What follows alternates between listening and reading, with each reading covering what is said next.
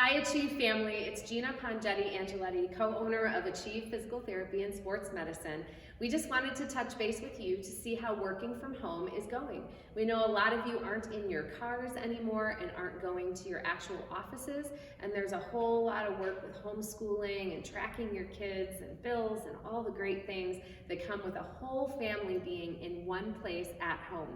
Since most people don't work from home on a regular basis, some people have some help in setting up their workstations at home, ergonomically, meaning how your body is sitting and making it the most efficient so that there aren't tendinitises and aches and pains that come along with it. But you know as well as I that your kids are sitting on devices and that you're answering emails late at night frumped over in your bed and probably haven't taken the time to buy a proper standing desk or physically take video and pictures of yourself to see if you're doing the proper thing with being aligned where your elbows need to be, how your chin needs to be held. So we're going to go over all of that today. First things first, we're going to do two different workstations, a standing workstation and a sitting workstation. We're going to go over how your head should be, where your spine posture should be, a little bit about your chair, and if you're ever interested in doing a telehealth visit on Ergonomic Assessment, you can always set up your camera or have somebody videotape you at your desk or take pictures, and we could give advice as to what chair that you should get, if you need to be higher or lower, pushed forward, elevated at your keyboard, and all kinds of different things that are going to make it so you don't have to be in here as a patient and you can stay happy and healthy taking care of your family. Hi, so we're now at our standing desk. This is a workstation that we have at the office, which is really difficult because there are people at the office short like me at 5'2" and all the way up to 6'3", 6'4". So we really do have to be conscious of who is generally using this. So I'm just going to show you a little bit about how this workstation fits me and doesn't fit me and how I alter it. So when I'm standing, you obviously want to stand on a pad if you can to kind of help with some shock absorption. You'd like to make sure your keyboard is in front of you, and you'd like to make sure that your monitor is in front of you. Some people stand and they have their monitor where every time they have to use it, they have to turn, and if you repetitively do that over and over again, you're going to get irritated. So you'd like to stand square with your device. Number two, you want to make sure that your workstation isn't too high to shove your shoulders up and too low that your arm is going to be hanging the whole time, which will make you want to lean forward to type on it. So ironically enough, even though I'm only 5'2", this is a little bit high for me unless I wanted to just have my arms hanging. So I could have a pad, they have arm pads all the time, to rest my arms on, and then therefore when I'm typing, I have the ability, because it's long, to reach for my mouse and the ability to make sure that my fingers are actually lower. You don't want your fingers higher, because if your fingers are higher than your elbows, it actually creates a strain. Now you also want to make sure that it's a comfortable height for you so that you're not, like I said, rounding forward or pushing your hips forward, which some people do, locking your knees out when you're standing for a long period of time, or even squatting or leaning or standing forward in order to get to a point where you need to be. At this point in time on my desk, because it's not too deep, I can reach everything that I need to without actually repetitively needing to bend and lean, which is fine. The last little bit is that your monitor is at eye height. Now I can tell you that this monitor is perfect for me. The center of the monitor is at my eye height. I'm not having to look down. Your body will generally adapt to looking, and everybody wants to be looking straight forward. So if something is lower, you're not going to keep your head high and look your eyes down. Generally what you're going to do is look so that your eyes are perpendicular to your body. You don't want to do that. Likewise, if you were super short, you don't also want to tip your head up. So this is great for me. Anybody that was taller than this would need that monitor elevated. There are plenty of good resources that you can have that have actual fluid, well-moving desktop adaptability to them so that you can actually put your monitor on it when you're sitting and raise and lower it for either people of different heights in your family, the kids, yourself, or the wife or the husband, but also make sure that if you decide that you would like to kneel or that you are standing tall one day because you're wearing heels, that you can adjust that. So again, elbows, and make sure that they're not dangling and hanging. Don't lean forward. Make sure that your fingertips are lower and not higher. The monitor needs to be at eye height, and when you're standing, don't lock your knees out. Make sure you don't pop your hips forward or stand with your back arched, and then everything that you really need is at arm's length. Good luck with your standing desk at home. So let's talk about our upper body. When we're sitting or standing at our desk, remember, our arms aren't out here, they're here, which traditionally makes us lean forward, round forward, and get all caved in again, right? So we want to make sure that our pecs get stretched.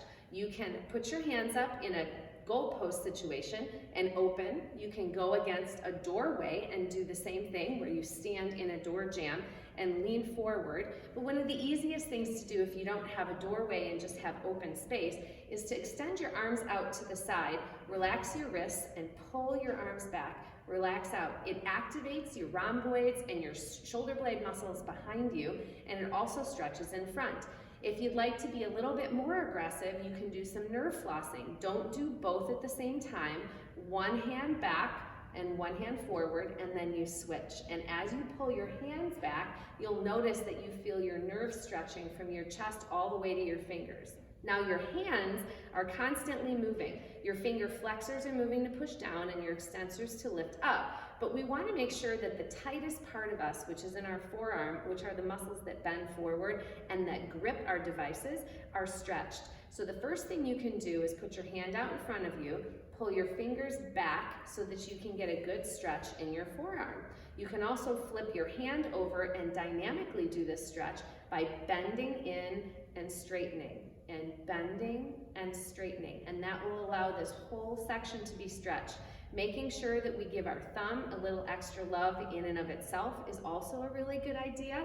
And then you can also get onto a surface, a stool or a chair, and you can put your hand down, straightening your elbow and leaning backwards to stretch, and then you can take some of the tension off and bend your elbow as well, making that dynamic, and that really gets into here. You can take the trigger point roller or any sort of roller you have at home, and you can roll out your forearm as well to take some of that tension down, which will really help to just loosen up everything in the front. Something very simple is when you stand up from your desk is to just simply stand, put your arms over your head, look up toward the ceiling, bend in each direction, arch backwards, and just get everything that's been crunched from sitting to be open. Here we are at our sitting desk. I wanted to start off by showing you my chair. My chair is an adjustable chair. It leans a little bit backwards and forwards. I can go in all directions with it, which is fantastic. You want the chair high enough, not low, so that your shoulder blades are supported if you are sitting with your hands on the armrest. In general, I'm at a 90-degree angle, so this armrest is really good for me. However, I am short, I'm only 5'2", so I need a step stool underneath my feet. If I were to lower my actual chair, then when I get up to my desk, when I'm too low, what happens is the counter is too high. So at this height of a counter, when I'm in at my desk, it allows me to be able to actually rest my arms on the counter and be able to type at the same time. And I'll show you, if I were to lower the chair to where I should be for my feet being on the ground, it really makes me hike my shoulders up, which is what a lot of people do. They think that they need to make sure that the chair is the perfect height instead. So I have my footrest so that I'm at a 90-degree hip angle-ish. I'm gonna scooch my chair in because you don't wanna sit like this. It encourages you to lean forward. So you'd like to make sure that you are sitting so that your back is supported, and in between reading emails or doing whatever, you can actually lean backwards. If you are free sitting without leaning, you just want to make sure your abs are engaged and that you're not frumping.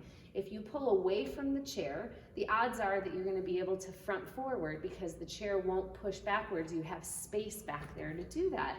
Squeeze your shoulder blades together and make sure that your chin is not sitting forward of your head. Forward head posture encourages all kinds of neck pain, headaches, often chronic migraines, and mid-scapular and back pain. So when your arms are down, you want to make sure that if you're relaxed, that the counter's not too high and it's not shoving your shoulders up. And likewise, you don't want it to be too low so that you're actually not supported. Your keyboard can be a simple keyboard, or if you need to, you can elevate your wrists on something that lifts your wrists up, a pad, a keyboard pad, so that your hand is not up at an angle, making it really difficult for your wrist muscles, right? So in this case, I would need a wrist pad in order to type properly. My mouse is a little bit far away, so I'd probably move my mouse so that I can pivot on my elbow in order to get to my mouse and not have to worry about reaching with my arm. No one's going to stay perfect and reach forward. They're most likely going to reach in this direction, and when they do that, it's really going to cause an issue. The monitor height is pretty good for me, again, because I'm short, and the monitor, middle of the monitor should be eye level if I am sitting like this. Now, if the monitor were too low, what would happen is I would naturally be angled down, and then you see this angle in my neck, and this creates all of this tension in the back. If it was too high, likewise, I'd be doing this or looking down to type and up. You want to be able to look forward, look down at your hands if you need to, and make sure that everything is within arm's reach. Now that you've been sitting at your desk and typing or on your device all day, remember that we're in this forward rounded posture, right? So our pecs are shortened, our chest is forward, our head is extended, our shoulders are rounded forward, our upper backs are rounded, and generally when we're sitting, we're in that hip flex tight position. Our glutes get constricted and our hip flexors get really tight. We have to remember when we stand up to make sure that we stretch. So my advice to you is to make sure that you set your timer if you want to be aggressive for every 20 to 30 minutes to stand up and walk around, or at least every 60 minutes. If you have a standing and a sitting desk, try to do an hour of one and an hour of another, but never too much of one because it's bad for your feet, it's bad for your back to do anything in one position for the whole day. So after we're sitting and our hip flexors are tight, a good thing to do is to stand up and just do a split lunge stretch. It's a really good idea to take that arm and reach it over your head, or even help it with your other hand. At the same point in time, you can do a kneeling stretch where you're in a kneeling position and you lean forward. Remember, don't arch your back and let it sag. You want to roll those hips under and make sure that you stretch out what's been so tight since you've been laying down. You can, of course, always do the traditional stretch where you just grab and stretch out the front of your quad as well. And then, of course, the glute stretch, if you cross your leg over and you sit, you can hold on to something. You can sit on the ground as well and cross over and just give your glutes and your hips a really good stretch from the positions that you've been in while sitting. Now, if you're standing, you also want to, because your feet and calves will get sore, include calf stretches, feet parallel with your legs straight, and then also calf stretches bent. You can also take our wood wheel and roll out the bottom of your foot and roll out the back of your calf. You can find all that tutorial in our rolling video as well. Thanks for giving us a little bit of time out of your day today to make sure that you are the most efficient worker that you can be at home in your setup.